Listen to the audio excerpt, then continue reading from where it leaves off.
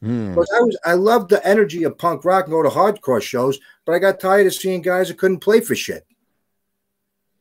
I mean, at some point you have to have an amount of pride and say, well, I'm going to do this thing. Am I just here to do fun and games, or am I going to try to be somewhat good at what I'm doing? As a filmmaker, you can go out and shoot film, but at some point you want to start to create your language of film and absolutely make it meaningful. Okay. So what I saw was at that time, I saw all the guys I knew that were playing like metal bands. Their thing was I'm not knocking people, let's be realistic. So the guys in the hardcore bands had all this energy, and I loved the DIY, the do-it-yourself. I loved it. They weren't waiting for anybody. They do their own records, do their own 7-inch, little singles. They do their own flyers. You know, you play in a whatever abandoned building, whatever it was. You did your own stuff. You weren't waiting for anybody else to help you with it. The metal guys and the rock guys were all trying to be like, well, I'm going to record a demo and I'm going to get signed. And no, you're not, because most of you suck and you can't play for you know.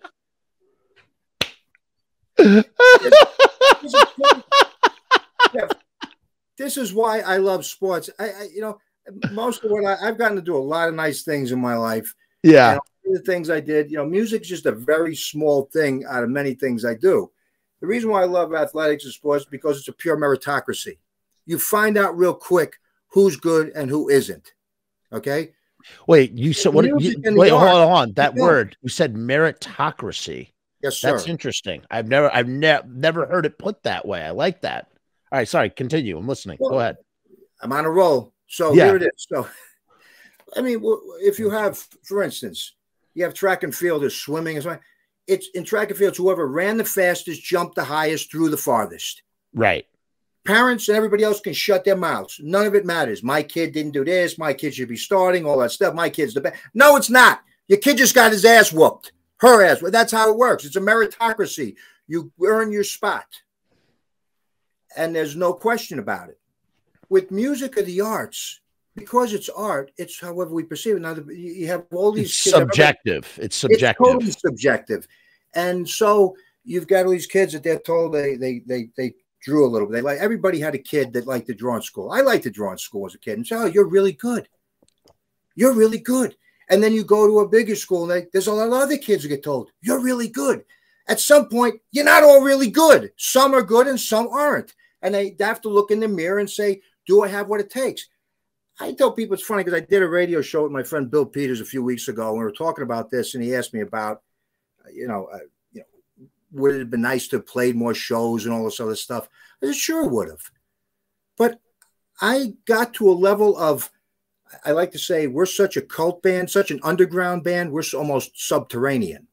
But what's funny is that must have been what my level of talent and ability was. I wanted to give my life to it.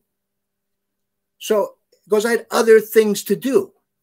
I had other stuff out there. This was not because I didn't want to be like, I know some of these guys that their whole pursuit of life has been playing in a band. And they were never realistic, and they didn't put the time into their families. They didn't put time into their education. They didn't put time into their work or their careers. They didn't put time into their own development in other areas. God bless them. If that's what they want to do, right.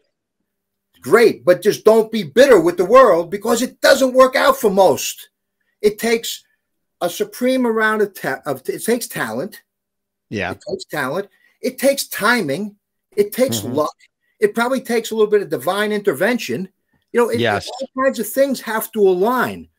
And if someone is willing, that's why I love the fact that the Misfits, I saw that they just announced the Devil Man, Maurice, posted up, who's a great guy. He just posted up something about they have their 3 big shows that they just announced. I'm so happy for them. Proud. I see they had the talent. They had something unique. They had the songs. Mostly they have Glenn's vocal and songwriter, but they have the complete package to go out there. And that is such a cool thing. That's when you know it's right, when the talent does rise and gets recognized and plays an appropriate sized audience for what they've done. That's terrific. But a band I mentioned earlier, Stars, Artful Dodger, Mata Hoople they should have been gigantic. I mean, they're great bands with a lot of talent, but the timing, If Susie Quattro had come out in 1982 instead of 72, nobody would know who the hell Joan Jett was. She was just Susie Quattro 2.0 10 years later when MTV hit. It's timing. I got to tell you, well, first of all, Tanner in the audience. Hi, Tanner. Tanner says, and I totally agree. I totally agree here. Larry spitting the most honest take on being a musician I've ever heard. It's not just, I don't think it's just that. I think it's, I really think it's any sort of art form. And, you know, I can say this, like, sometimes you give it your all and you push and you push and you push and you hit a wall and you basically come to this. It's kind of like a crossroads, I think. And the crossroads is this, which where you really sort of like, you go two different directions. You either recognize exactly who and what you are and you accept it. And you can ask yourself this question: do I like doing this? And do I care what the outcome is when doing it? And if the answer is yes, I like doing this and I don't care what the outcome is, then if you hit a brick wall, you simply can keep going. You just can't move in the direction that you want anymore. You just, you turn right or you turn left and you go that way and you find another way to do the thing that you love doing and not caring about what the outcome is. And then you have the other people, or you have another type of person who gets to that same brick wall and they just stop and they can't move from their spot. And they stand there scratching their head and they go, what the heck am I doing? I mean, what the heck is going on? The world is not fair. Nothing is working. And, you know, that's the reality. And I'll tell you something. I'll tell you this. I will personalize this. I will internalize this a bit. My plan was to make, I wanted a body of films. I made my first feature in 2014 and I had plans, man. I wanted to have, you know, 7, 8, 9, 10 films. Let me tell you something. As you are aware, it is not easy to make a feature-length film. It is not easy to make a feature-length film on a micro budget.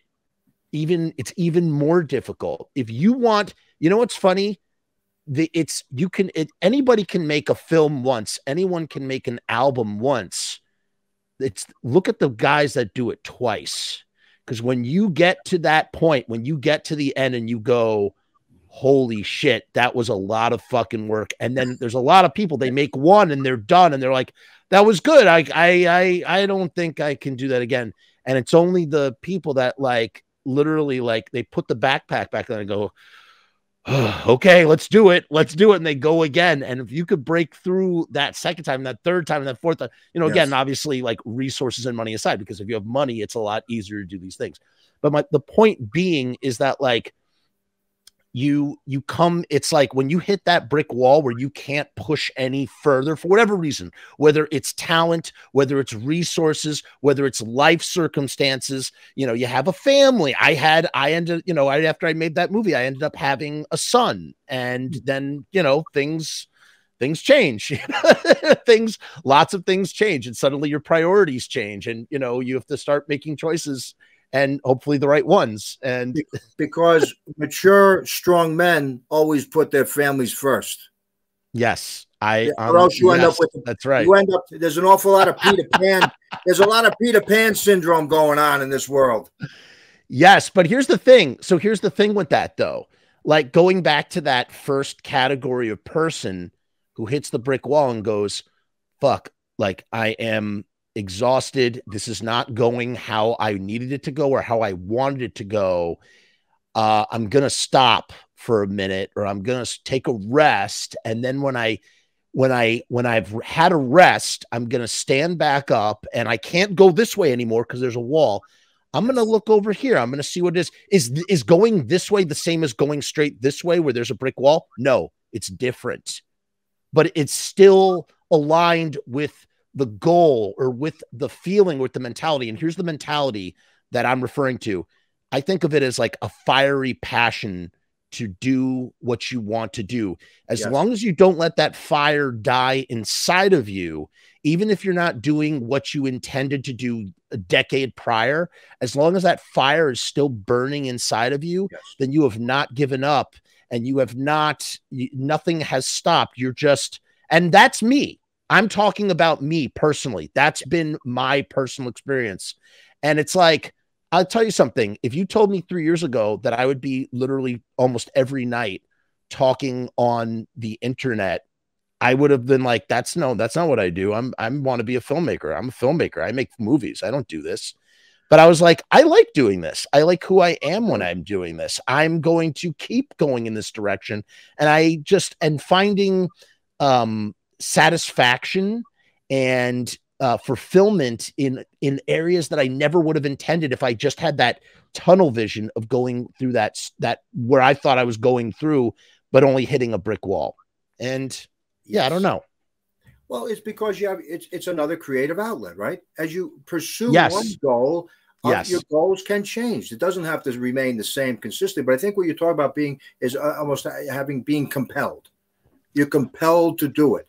It bothers you if you don't do it, or you become an obsession with it. It has to be done. You have the creative outlet that has to be satisfied somewhere. Yes, absolutely. Abso-friggin-lutely. And as you said, from what you've spoken of and the way you've spoken of, and I'll tell you something, I'm really not trying to blow smoke up your ass.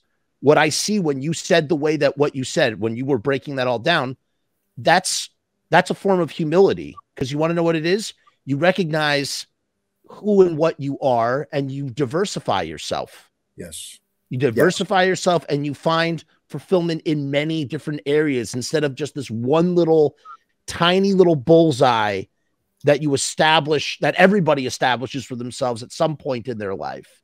Yes. And you will fall flat in your face. You will hit that brick wall and break your nose if you don't stop and look at it and go, whoa, and take an assessment.